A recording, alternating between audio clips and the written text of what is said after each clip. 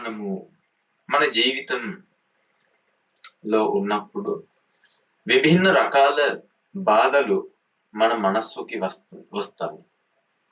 బాధలు వచ్చేటప్పుడు బాధల నుంచి బయటికి వెళ్ళడానికి అంటే మమ్మల్ని సంతోషించుకోవడానికి మనము ప్రయత్నిస్తాం. కొంచెం ఆలోచించండి. ఒకే ఒక రోజుల్లో మీరు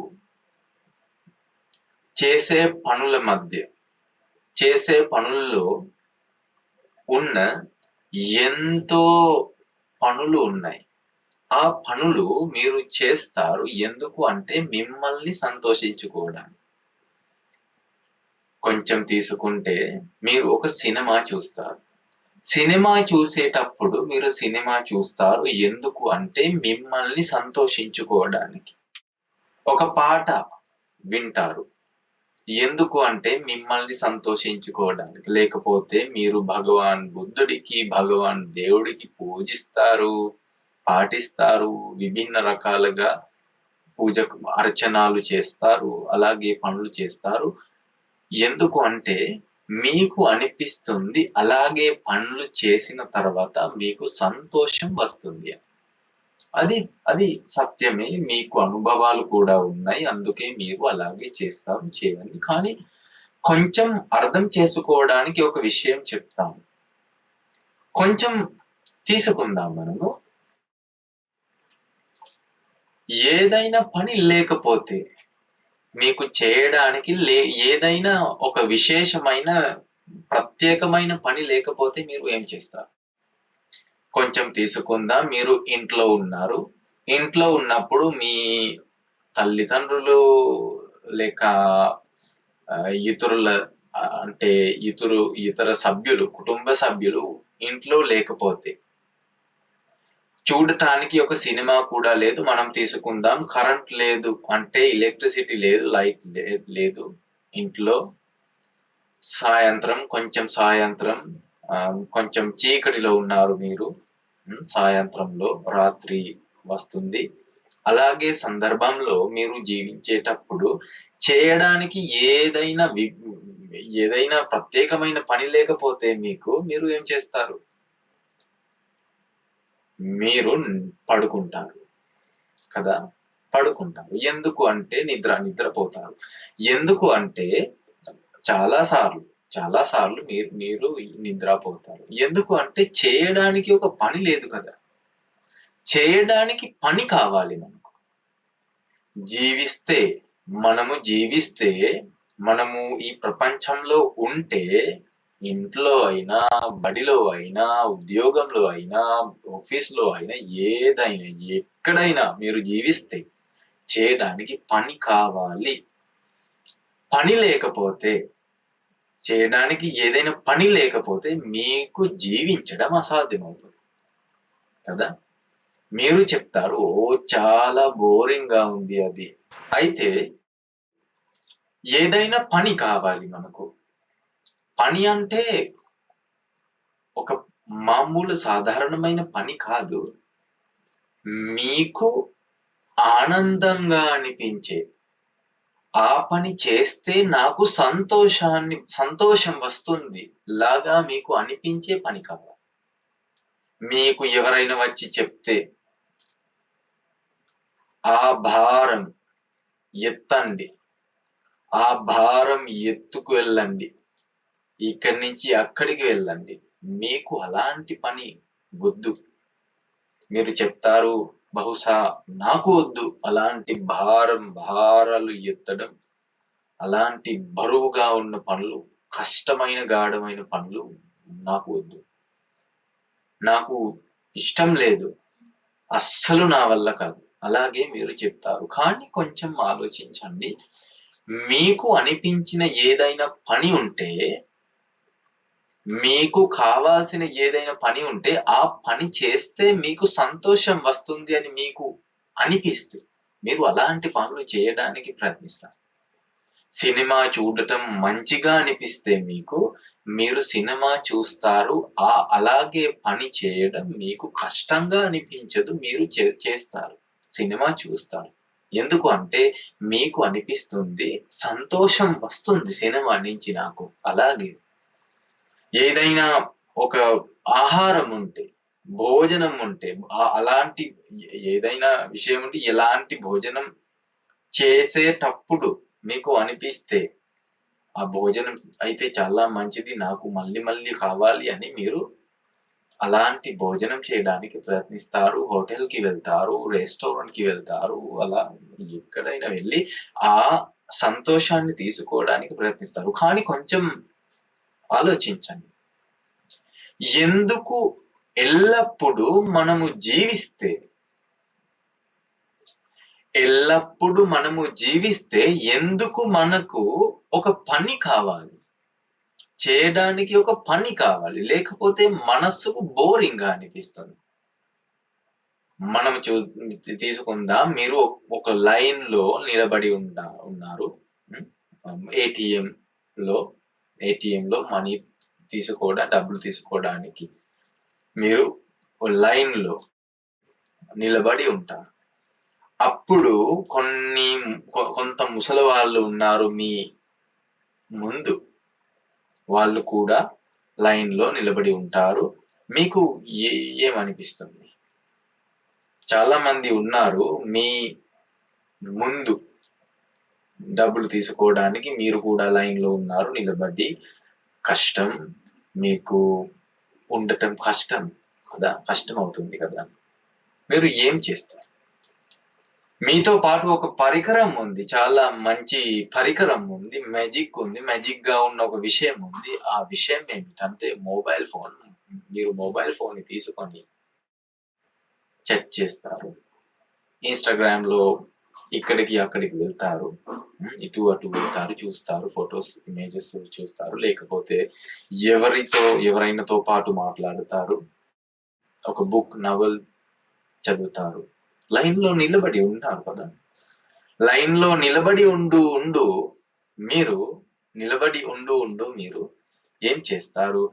ఏదైనా పని చేస్తారు. ఎందుకు అంటే ఉండటం అంటే కష్టమైన విషయం. మాకు తెలుసు. ఎందుకు అంటే కొంచెం ఆలోచించండి. ఈ ప్రపంచంలో ఉన్న చాలా మందికి బయటి నుంచి వచ్చిన ఏదైనా స్టిమ్యులేషన్ కావాలి. కొంతమందికి కెమికల్స్ కావాలి. పొద్దున్నే లేవడం అంటే చాలా ఘోరమైన విషయం అని అనిపిస్తుంది. అందుకే వాళ్ళు పొద్దున్నే లేవడం ఉంటే, లేవాల్సి వస్తే ఏం చేస్తారు? కొంచెం కెమికల్ కావాలి. తీసుకుందాం, మీ చిన్న పిల్లలు ఉన్నారు కదా మీ కుటుంబంలో. వాళ్ళకి మీరు పొద్దున్నే పాలు తయారు చేసి ఇస్తారు కదా! తయారు చేసే మునుపే వాళ్ళకి నిద్ర లేవండి అని లేవు అని చెప్తే ఏం జరుగుతుంది? పాలు తయారు అయిందా? పాలు తయారు అవ్వకపోతే ఏం జరుగుతుంది? వాళ్ళు మళ్ళీ నిద్రపోతారు. ఎందుకు అంటే నిద్ర లేవడానికి ఏం కావాలి? పాలు కావాలి. కొంచెం తీసుకుంది. ఇది ఒక ఘోరమైన విషయం కదా! ఈ ప్రపంచంలో జీవించడానికి కెమికల్స్ కావాలి. బయట నుంచి వచ్చే ఏదైనా స్టిమ్యులేషన్ కావాలి. ఒక ఆరంభన కావాలి.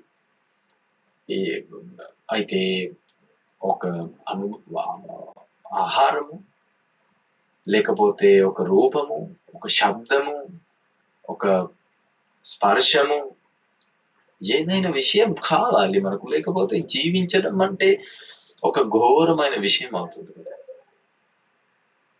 ఎందుకు ఇలాగే? మమ్మల్ని సంతోషించుకోవడానికి ఎందుకు పనులు చేయాల్సి వస్తాయి?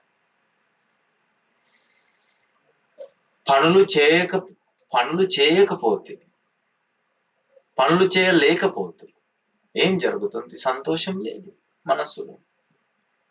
అది ఒక మంచి విషయం కాదు. ఎందుకు అంటే సంతోషించుకోవడానికి ఏదైనా పని చేయాలి. అది ఒక ఇలాంటి విషయం. కొంచెం తీసుకుందాం. మీరు మీకు ఈ రోజు మీరు జీవించాలనుకుంటే ఏం చేయాల్సి వస్తుంది? తినాల్సి వస్తుంది. ఏదైనా ఆహారాన్ని తీసుకొని తినాల్సి వస్తుంది కదా! తినకపోతే ఏం జరుగుతుంది? తినకపోతే జీవించడం అసాధ్యమవుతుంది. అందుకే తినాలి. జీవించడం అయితే తినాలి. జీవించాల్సి వస్తే తినాల్సి వస్తుంది. అలాగే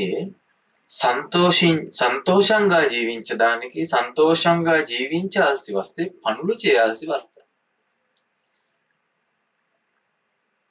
ఒక రెంట్‌గా మీరు తీసుకున్న హౌస్ లాంటిది, ఇల్లు లాంటిది కదా! వచ్చే నెలలో మీరు జీవించాలనుకుంటే నివసించాలనుకుంటే ఆ హౌస్‌లో మీకు ఏం చేయాల్సి వస్తుంది? రెంట్ పే చేయాలి కదా! ఒక రెంట్ ఉంది, పెద్ద రెంట్ ఉంది. ఆ రెంట్ సెటిల్ చేయాలి కదా! పే చేయాలి కదా! లేకపోతే ఏం జరుగుతుంది? ఆ వెళ్ళిపోండి. ఇక్కడి నుంచి వెళ్ళిపోండి అని ఆ ఇంటిదారుడు చెప్పవచ్చు. అయితే కొంచెం ఆలోచించండి. ఎంతో డబ్బులు ఉన్నాయి మీతో పాటు. డబ్బులు పాకెట్‌లో ఉన్నాయి. కానీ సంతోషం మనస్సులో ఉండాలి. మీ మనస్సులో సంతోషం ఉందా? లేదా? అని మీకు తెలుసు. లేకపోతే నిన్నటిలాగా ఇవాళ కూడా వెళ్ళిపోతుంది. ఇవ్వాళలాగా వచ్చే దినము అంటే రేపు కూడా వెళ్ళిపోతుంది. సంతోషం మీ మనసులో లేదు. అందుకే మీ బుద్ధితో పాటు ఆలోచించండి.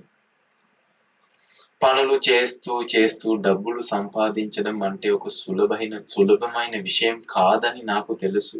కానీ అంతర్గత శాంతి, మనశ్శాంతి, మన ప్రశాంతతని తీసుకోవడం, ప్రశాంతతని బయటికి తీసుకోవడం అత్యంత కఠినమైన విషయం. డబ్బులు సంపాదించడం చాలా సులభంగా ఉంది. దానితో పాటు మనము పోల్చుకుంటే ఎందుకు అంటే డబ్బులు సంపాదించడానికి మనతో పాటు ఎంతో నైపుణ్యాలు ఉన్నాయి కదా! ఒకరితో పాటు ఒక ఒక కథన శైలి ఉంది. అతను చాలా బాగా మాట్లాడతాడు. అయితే అతను ఒక వక్త.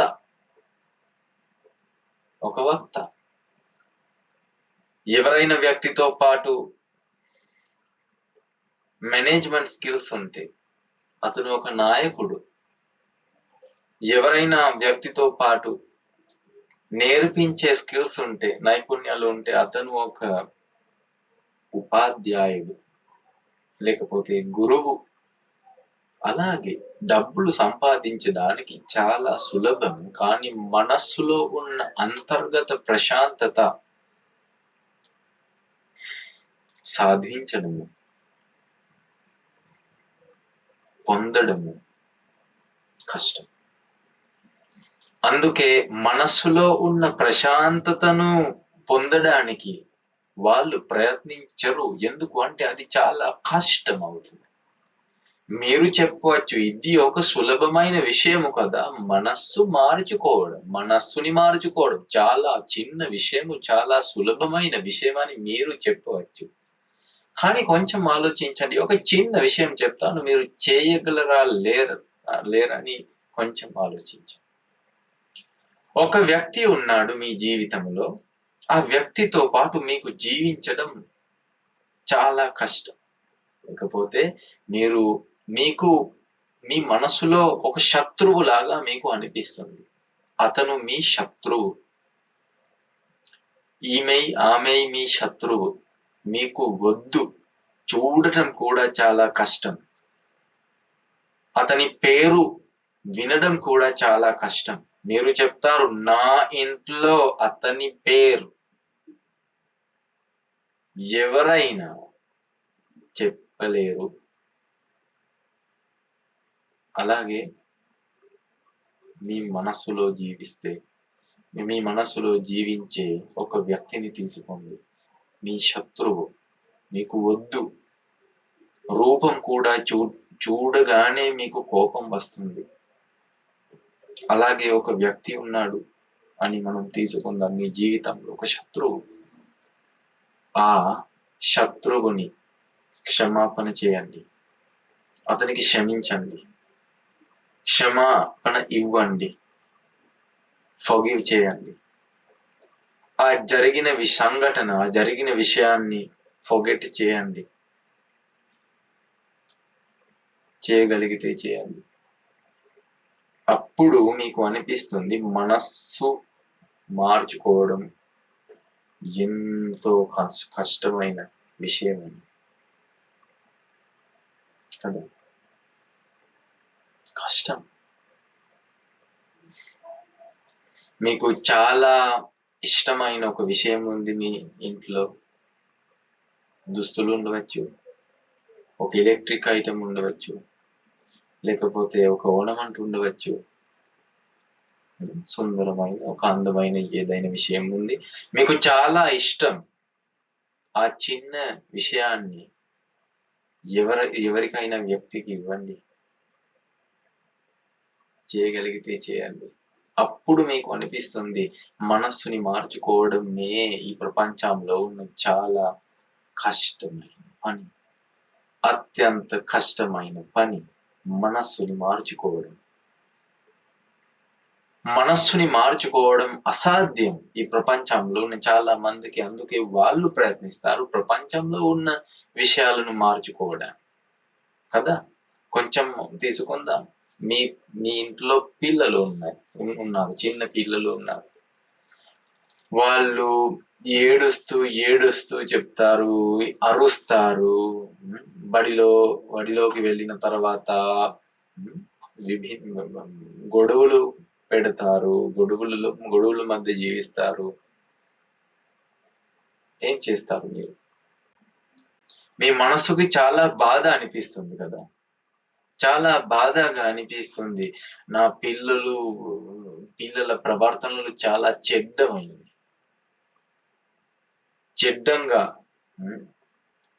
చెడ్డంగా ప్రవర్తిస్తారు వాళ్ళు. నాకు వద్దు, బాధ, నాకు చాలా బాధ. అలాగే పరిస్థితుల్లో మీరు ఏం చేస్తారు? మీరు తిడతారు, లేకపోతే కొడతారు, నిందిస్తారు. మీ పిల్లలకి గట్టిగా మాట్లాడుతారు, బిగ్గరగా మాట్లాడి గట్టిగా మాట్లాడి మీరేం చేస్తారు? మీ మనస్సులో బాధ ఉంది, మీ మనస్సుని మార్చుకోవడానికి మీతో పాటు మార్గం లేదు. కానీ మీరు తిడితే మీ పిల్లలు దాన్ని విని వాళ్ళ ప్రవర్తనలు మార్చుకోగలరు అని మీకు అనిపిస్తుంది. అందుకే మీరు తిడతారు, బిగ్గరగా గట్టిగా మాట్లాడతారు, చెప్తారు ఇలాగే చేయవద్దు, ప్రవర్తించవద్దు, సరిగ్గా జీవించండి అని మీరు చెప్తారు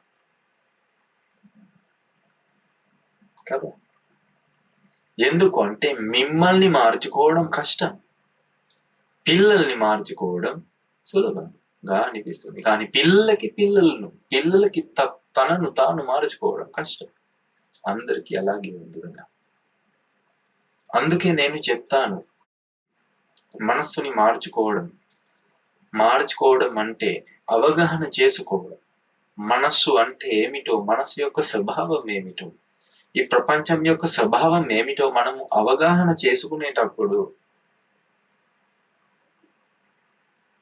ఏదైనా విషయం లేదు మార్చుకోవడానికి ఈ ప్రపంచంలో. మీ బాయ్ ఫ్రెండ్ ఉన్నాడు, లేకపోతే గర్ల్ ఫ్రెండ్ ఉంది, ఆమెతో జీవించడం కష్టమైతే మీరు ఏం చేస్తారు? మీకు అనిపిస్తుంది నాకు ఇలాగే చెప్పారు, నాకు ఇలాగే చెప్పింది ఆమె, నాతో పాటు ఇలాగే ప్రవర్తిస్తుంది, నాతో పాటు ఇలాగే ప్రవర్తిస్తాడు, నాకు వద్దు, కష్టం, అతనితో పాటు ఉండటం కష్టం, తిడతాడు నాకు. కొట్టింది, తిట్టింది, నాకు నిందించింది, నాకు మాకు వద్దు. అలాగే మీరు చెప్పవచ్చు. అయితే మీరు మిమ్మల్ని మార్చుకోవడానికి ప్రయత్నించారా? లేకపోతే ఆమె అతని మార్చడానికి ప్రయత్నించారు. తనను తాను మార్చుకోవడం కష్టం. అందుకే మీరు ఎల్లప్పుడూ మీరు సమస్య మీతో పాటు ఉంది, మార్చుకోండి. అలాగే మీరు చెప్తారు పిల్లలకి, తల్లిదండ్రులకు, సమాజంలో ఉన్న వ్యక్తులకు, కుటుంబ సభ్యులకు మీరు అలాగే చెప్తారు. అయితే వాళ్ళు మీ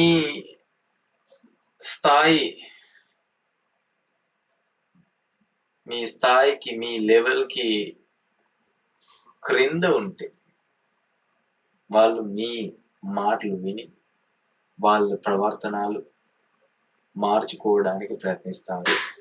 కానీ సమస్య ఇప్పుడు కూడా ఇంకా మనసులో ఉంది. ఆ సమస్య ఏమిటంటే మీరు మిమ్మల్ని మార్చుకోలేరు. మీరు ప్రయత్నించారు వాళ్ళని, ఇతరులను మార్చుకోవడం. అదే సమస్య. అందుకే భగవాన్ బుద్ధుడు ఒక మార్గం చూపించాడు. ఆ మార్గం ఏమిటంటే మన మనస్సుని మార్చుకోవడానికి మార్గం. మనస్సు యొక్క స్వభావం అర్థం చేసుకోవడానికి, అవగాహన చేసుకోవడానికి ఒక మార్గం. దీన్ని అర్థం చేసుకోండి. మనస్సు యొక్క స్వభావాన్ని అర్థం చేసుకోండి. ఈ ప్రపంచం ప్రపంచం ఎలా జరుగుతుందో, ప్రపంచంలో సంఘటనలు ఎలా జరుగుతుందో అని మనం సరిగ్గా అవగాహన చేసుకుంటే మన మనసులో బాధ పుట్టదు. బాధ లేని జీవితం గడపవచ్చు. మీకు కావాలి కదా. ఎందుకు అంటే ఇంట్లో సమస్యలు, ఉద్యోగానికి వెళ్తే అక్కడ కూడా సమస్యలు, బస్లో వెళ్తే బస్లో కూడా సమస్యలు ఉండవచ్చు. రిలేషన్షిప్స్ లో విభిన్న రకాల సమస్యలు, బాధలు, తృప్తి లేదు, సంతృప్తి చెందలేరు. ఓపిక పడటం, మళ్ళీ ఓపిక. ఇలాగే జీవించడం కష్టం. ఇది ఒక మనుష్య జీవితం కాదు కదా, జంతువుల యొక్క జీవితం లాంటిది. వాళ్ళు కూడా పొద్దున్నే నిద్ర లేచిన తర్వాత ఏదైనా భోజనం తీసుకోవడానికి, ఆహారాన్ని వెతకడానికి ప్రయత్నిస్తాయి.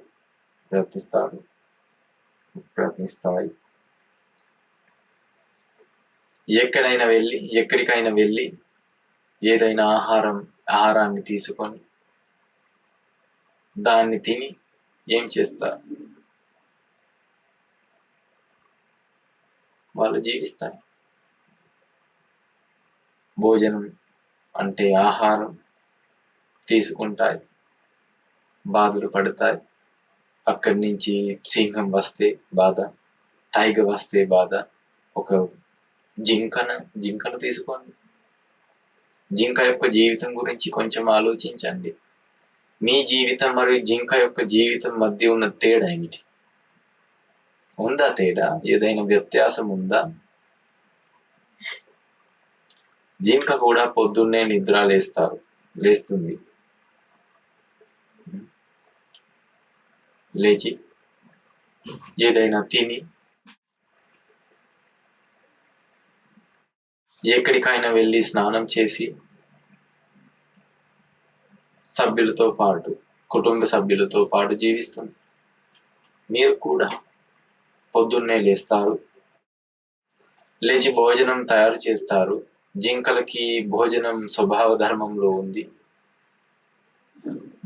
శాకపత్రాలు, గడ్డిని తినడం వాళ్ళకి సాధ్యం, కానీ మనకు అసాధ్యం. అందుకే భోజనాలు తయారు చేయాలి. తయారు చేసిన భోజనాలు తిని ఉద్యోగానికి వెళ్ళి తిడితే, కొడితే, నిందిస్తే దానితో పాటు ఓపికతో ఉండాలి.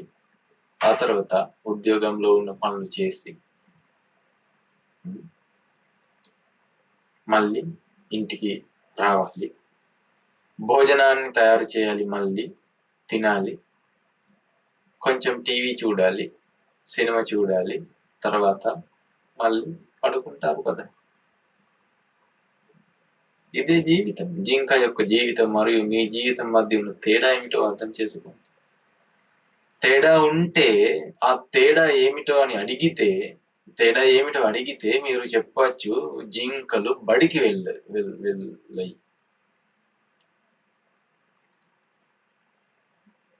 జింకలు బడికి వెళ్ళవు, కానీ మనము బడికి వెళ్తాం. మన పిల్లలు బడికి వెళ్తారు, జింకల పిల్లలు బడికి వెళ్ళరు. అందుకే వ్యత్యాసం ఉంది కదా. అది కాదు వ్యత్యాసం.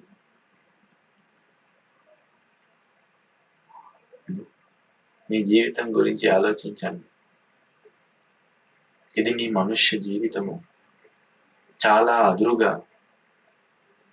అరుదుగా మీరు పొందారు ఈ మనుష్య జీవితం. దీన్ని సద్వినియోగం చేయాలి, లేకపోతే వృధా అవుతుంది కదా. ఏదైనా విషయం ఉంటే ఈ ప్రపంచంలో దాన్ని సద్వినియోగం చేయలేకపోతే ఏం జరుగుతుంది? దాన్ని వృధా అవుతుంది. వృధా అయిన తర్వాత ఏడవడం, అరచడం విఫలమవుతుంది. అందుకే మీ జీవితం గురించి కొంచెం ఆలోచించండి. జీవించడానికి ఎందుకు పనులు చేయాల్సి వస్తాయి? తినడానికి భోజనాలు తయారు చేయాలి, దాన్ని పక్కన పెట్టలేము. ఎందుకు అంటే ఉండటానికి, జీవించడానికి భోజనాలు కావాలి, శక్తి కావాలి శరీరానికి. అందుకే భోజనం చేయండి, భోజనం చేసుకోండి. ఇది మంచిది, చేయాల్సి వస్తుంది, ఖచ్చితంగా చేయాలి. మనకు ఒక శరీరం ఉంది. ఆ శరీరాన్ని కాపాడటానికి, రక్షించుకోవడానికి బట్టలు, దుస్తులు కావాలి. అందుకే బట్టలు వేస్తాము, దుస్తులు వేస్తాము. అది కూడా సరైన విషయం. ఎందుకు అంటే శరీరం ఉంటే దాన్ని కాపాడుకోవాలి, రక్షించుకోవాలి. అందుకే బట్టలు వేసుకోండి. కానీ రంగుబిరంగమైన బట్టలు ఎందుకు? ఆ కలర్ నుంచి ఈ కలర్తో, ఆ కలర్తో, అలాంటి ఇలాంటి, ఈ డిజైన్లో, ఆ స్టైల్లో, ఆ ఫ్యాషన్లో, చాలా సంకీర్ణమైన విషయాలు. వరకు ఇప్పుడు మీ జీవితం మారిపోయింది కదా. నెల అంతా చూసేటప్పుడు మీకు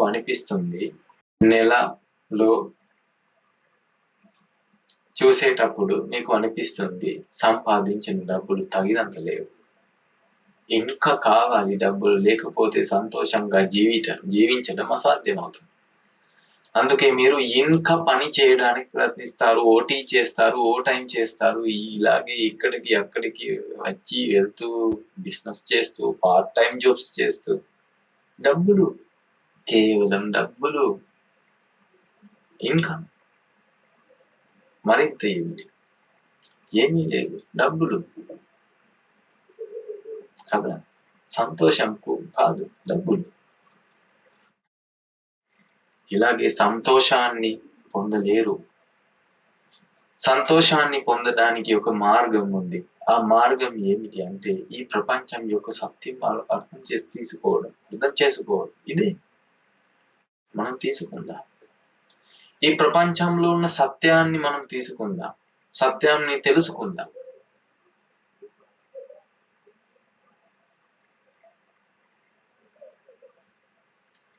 ఒక ఉదాహరణాన్ని తీసుకొని మనము దానితో పాటు మాట్లాడుకుందాం. మీకు ఒక కొత్త కారు కావాలి, తీసుకుందాం. మీరు ఒకరోజు బడికి వెళ్ళినప్పుడు, షాప్కి వెళ్ళినప్పుడు, ఎక్కడికైనా వెళ్ళినప్పుడు మీరు చూశారు ఒక మంచి కారు చూడలేదు, ఒక కారు చూశారు, కారు చూసేటప్పుడు చూడగానే అనిపించింది ఒక మంచి కారు నాకు కూడా ఉంటే చాలా మంచిది అని కదా. అలాగే ఉన్న విషయాలు ఉన్నాయి కదా, చాలా ఉన్నాయి మీ జీవితంలో. చూడగానే అనిపించింది మంచిది, సూపర్, నాకు కూడా కావాలి, ఇది కావాలి, అది కావాలి. అలాగే మనం తీసుకుందాం, ఒక కారు చూశారు మీరు దారిలో వెళ్ళేటప్పుడు, నడిపేటప్పుడు, నాకు కూడా కారు కావాలి. మీరు సెర్చ్ చేశారు, వెతికారు ఆ కారు కోసం. ఆ కారు యొక్క ధర ఇలాగే చాలా పెద్దది, అందుకే ఇంకా డబ్బులు సంపాదించాలి ఆ కారుని కొనుగోలు చేయడానికి. సరే, మీకు కావాల్సినది ఒక కారు, మీరు చూసిన ఆ కారు మీకు కావాలి. ఎందుకు? మంచి కారు అది, ఒక అందంగా ఉన్న కారు, విభిన్న రకాల ఫీచర్స్లు ఉన్నాయి, ఒక కొత్త స్టైల్. అందరికీ ఇలాగే కార్లు లేవు, నాకు ఉంటే నేను ఒక పెద్దవాడి కదా, నాకు ఉంటే ఇలాంటి కారు నేను ఒక పెద్దవాడిని అని అనిపిస్తుంది. సమాజంలో ఉన్న ఇతరులకు చూపించవచ్చు, నేను కూడా ఒక మహనీయమైన వ్యక్తి.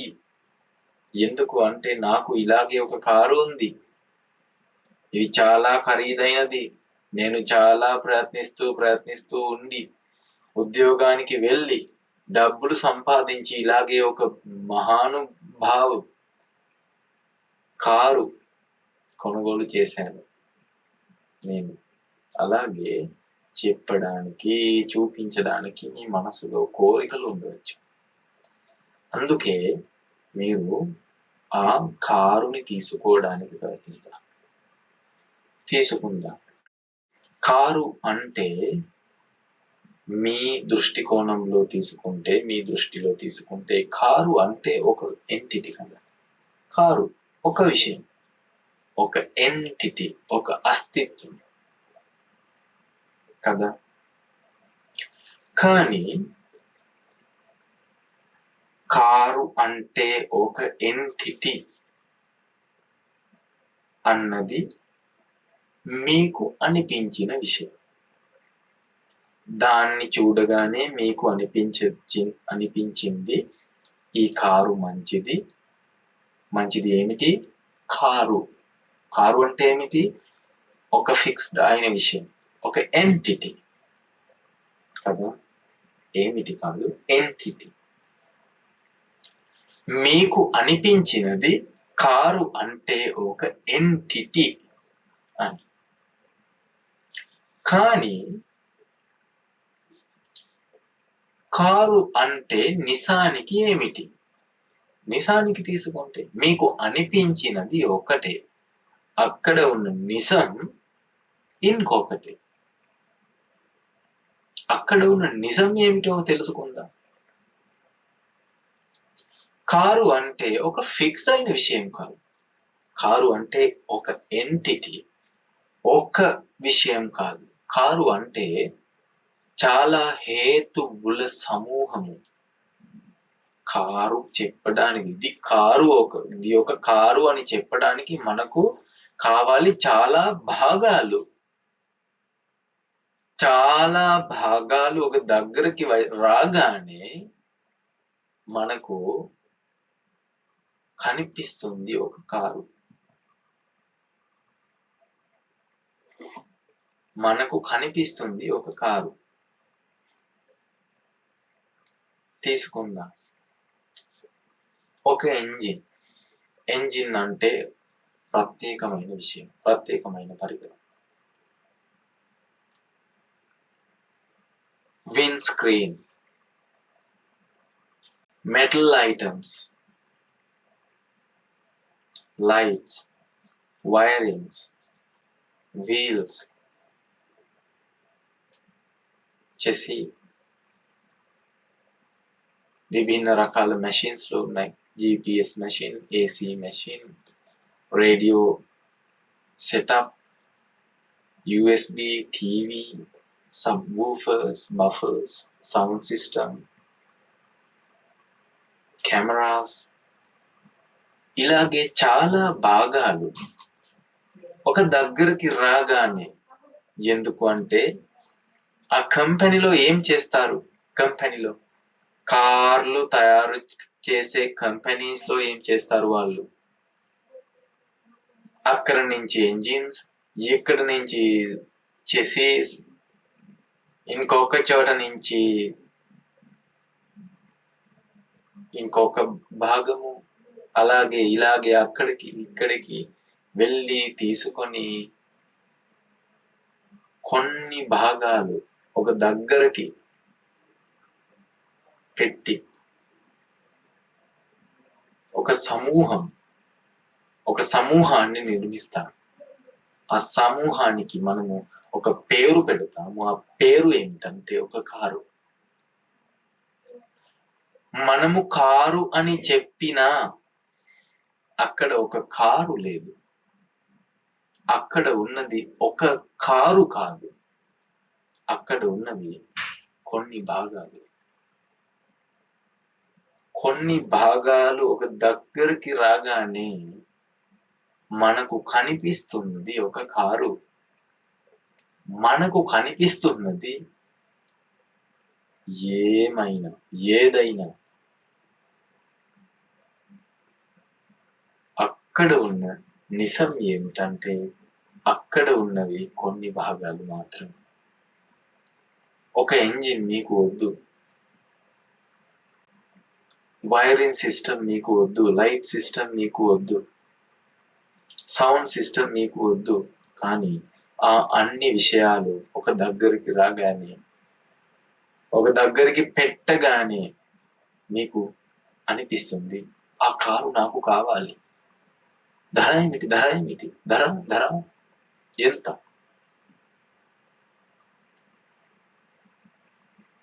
కారు ఎక్కడి నుంచి వచ్చింది? కంపెనీ నుంచి రాలేదు.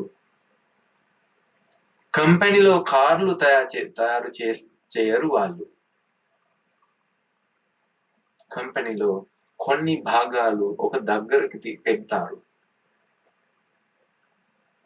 ఒక ఇంజిన్ తీసుకొని, ఒక చెసీ తీసుకొని, మెటల్ ఐటమ్స్ తీసుకొని ఫిక్స్ చేస్తూ కొన్ని భాగాలు దగ్గరికి పెడతారు కంపెనీలో. కానీ మీకు అనిపిస్తున్నది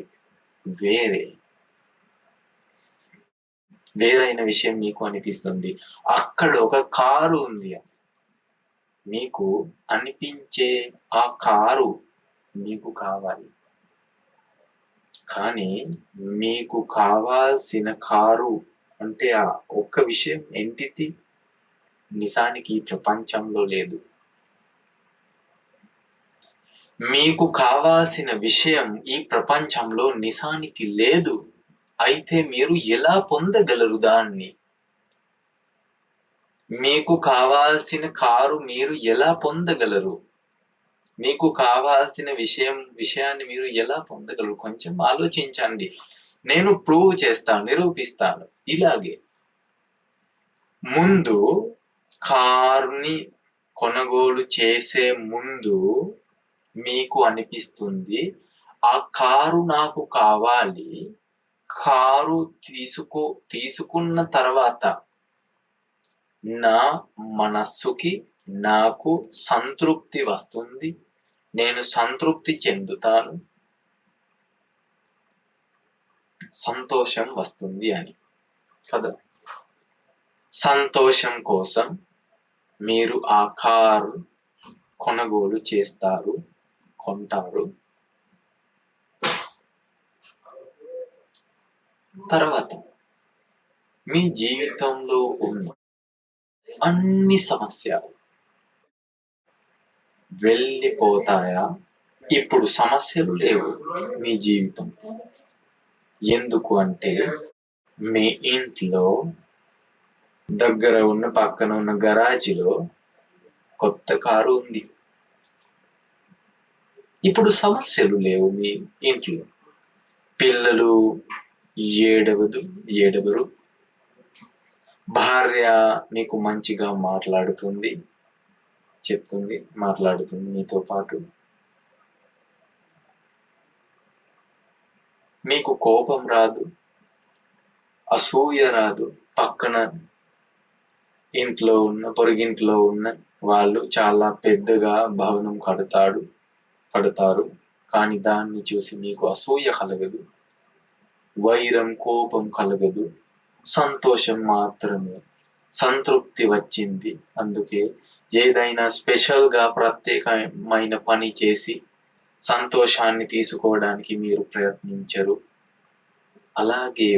అలాగే సందర్భం వస్తుందా ఆ కొత్త కారు మీ ఇంటికి తీసుకువచ్చిన తర్వాత? అలాగే ఉందా? మీ జీవితం మారిపోతుందా? అది కాదు కదా, అలాగే కాదు. ఇప్పుడు ఆ సమస్య లేదు. ఏ సమస్య? నాకు అలాంటి కారు లేదు, నాకు కావాలి ఆ కారు. అలాగే మీ మనసులో ఉన్న సమస్య లేదు. ఎందుకు అంటే మీతో పాటు ఆ కారు ఉంది, కానీ అన్ని సమస్యలు అలాగే ఉంటాయి. భార్య యొక్క సమస్య అలాగే ఉంటుంది, పిల్లల యొక్క సమస్య అలాగే ఉంటుంది, పొరుగింటి వాళ్ళతో ఉన్న సమస్యలు అలాగే ఉంటాయి. మీ మనసుకి మళ్ళీ కోపం వస్తుంది, అసూయ కూడా కలుగుతుంది. కానీ కొత్త కారు గరాజులో ఆపి ఉంటుంది. అయితే మీరు మోసపడకండి. మోసం పడుకుంటే మనకు అనిపిస్తుంది ఆ విషయం మనతో పాటు ఉంటే మనము కేవలం సంతోషంగానే ఉంటాము. అది ఒక అబద్ధము, చాలా పెద్ద అబద్ధము. అందుకే నమ్మకండి, విశ్వసించకండి. భౌతికమైన విషయంతో మీరు సంతోషంగా ఉండలేరు. భౌతికమైన విషయం కదా. మనస్సు యొక్క సంబంధం, మనస్సుతో పాటు ఉన్న సంబంధం ఏమిటి? దానితో పాటు ఒక కారు ఉంది, మీ మనసు వేరే, ఆ కారు వేరే. గరాజీలో కారు ఉంది, మీతో పాటు మనస్సు ఉంది. కోపం రాగానే కోపంతో మీరు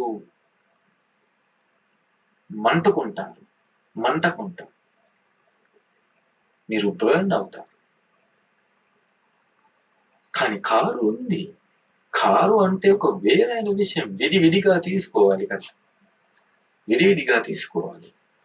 లేకపోతే కారు ఉంటే సంతోషం ఉంది, అది అబద్ధము. దాన్ని నమ్మకండి. ఆ ఉద్యోగం నాకు ఉంటే నేను సంతోషంగా ఉంటాను, అది కూడా ఒక అబద్ధము. ఉద్యోగం అంటే ఒకటే, మీ సంతోషం ఇంకొకటే. మీ సంతోషానికి కారణాలు వేరే. దాన్ని అర్థం చేసుకోండి. మీ ప్రపంచంలోకి, మీ జీవితంలోకి విభిన్న రకాల వస్తువులు, విషయాలను తీసుకొని సంతోషంగా ఉండటానికి ప్రయత్నించడం చాలా తప్పు. మీరు కావాలంటే చేయండి, కానీ అది అసార్థకమైన విషయం, విఫలమవుతుంది, సంతోషం రాదు.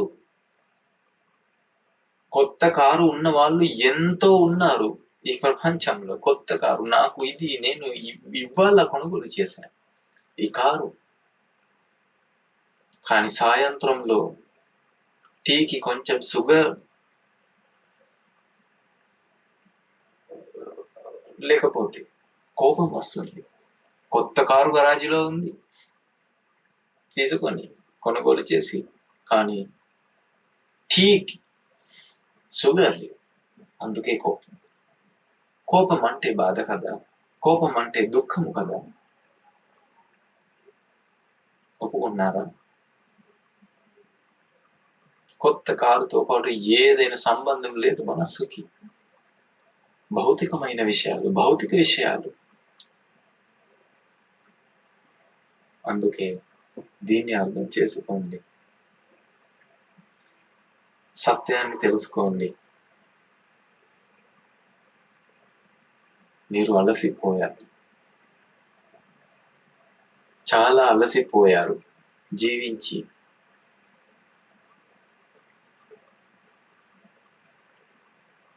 ఎంత పనులు చేశారని కొంచెం ఆలోచించండి. మీరు ఎంత పనులు చేశారు మీ జీవితంలో సంతోషంగా ఉండటానికి?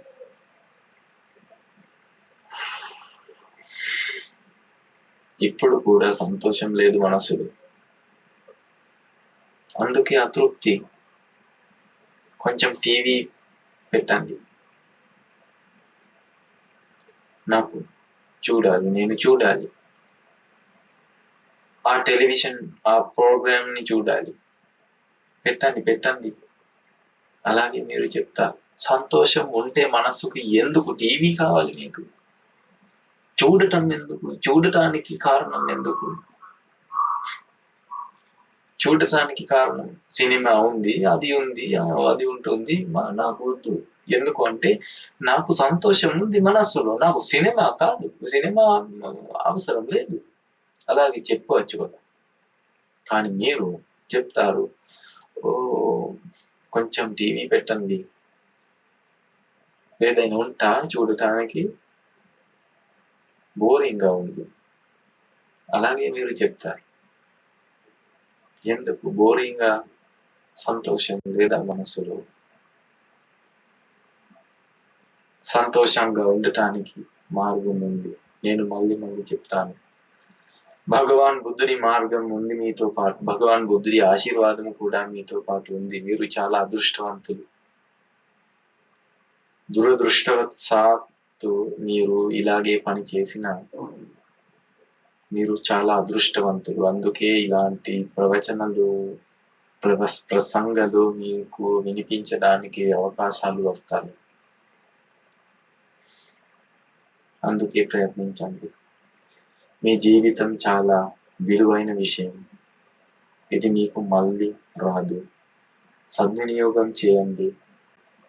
జీవితాన్ని మార్చుకోవడానికి, సత్యాన్ని అవగాహన చేసుకోవడానికి ప్రయత్నించండి. ఇదే భగవాన్ బుద్ధుడి ఉపదేశము, ఇదే భగవాన్ బుద్ధుడి మార్గదర్శకత్వము.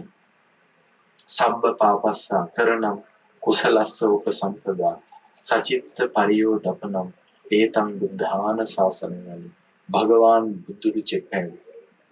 దీన్ని అనుసరించండి. సబ్బ పాపస్స అకరణం చేయండి, పాప కర్మాలు చేయవద్దు, చేయకండి. ఎలాంటి సందర్భంలో అయినా పాప కర్మాలు చేయకండి. పాప కర్మాలు మీ జీవితాన్ని నాశనం చేస్తాయి. చేయకండి. కుశలస్స ఉపసంపద, పుణ్య కర్మాలు చేయగలిగితే ఎంతవరకు వీలైనంత వరకు చేయండి. మళ్ళీ చేయండి.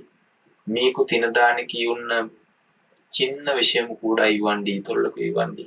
పుణ్య కర్మాలు చేయండి, చేసుకోండి. ఇది మాత్రమే మీతో పాటు ఉంటుంది మీ సంసారంలో, మీ భవిష్యత్తులో. అలాగే కుశల కర్మాలు కూడా చేయండి. కుశల కర్మాలు అంటే మనస్సుని పరిశోధన పారిశుద్ధత్వం కోసం, మనస్సుని పవిత్రం చేయడానికి మనము చేసే పనులు, ధ్యాన ధర్మాలు, ధ్యానం చేయడము, సత్యాన్ని అవగాహన చేసుకోవడము, ధర్మాలు వినడము, ప్రవచనాలను వినడము, అలాగే పనులు చేయండి. సచిత్త పర్యోదపనము అంటే మనము విని ఉన్న, అవగాహన చేసుకుని ఉన్న ఈ ధర్మాన్ని ఆచరణపై పెట్టి మన జీవితాలను మార్చుకోవడానికి, మన ప్రవర్తనాలు మార్చుకోవడానికి, మన మనస్సులో ఉన్న ప్రశాంతతను పొందడానికి మనము చేసే పనులు, అది చేయండి. ఏతం బుద్ధాన శాసనం. ఈ 3 రకాల పనులు చేయడానికి భగవాన్ బుద్ధుడు ఈ ప్రపంచానికి వచ్చాడు. సబ్బ పాప సకరణము, కుశల సోప సంపద, సచిత్త పర్యోదపనము. ఈ 3 రకాల ఉపదేశాలను తీసుకొని మీ జీవితాలను మార్చుకోవడానికి ప్రయత్నించండి. చాలా దయతో చెప్తాను, వీలైనంత వరకు మేము ఈ ఆశ్రమము, ఈ సంబుద్ధ శాసనము మీకు సహాయం ఇస్తాము, సహాయం పడతాము. మీరు ప్రయత్నించండి. అయితే ఇవాళకి మనము ఈ ప్రవచనము ముగిద్దాము. వచ్చే వారంలో కూడా మళ్ళీ కలుద్దాము. త్రిరత్నము మీరందరికీ ఆశీర్వాదించుగాక. ధన్యవాదాలు.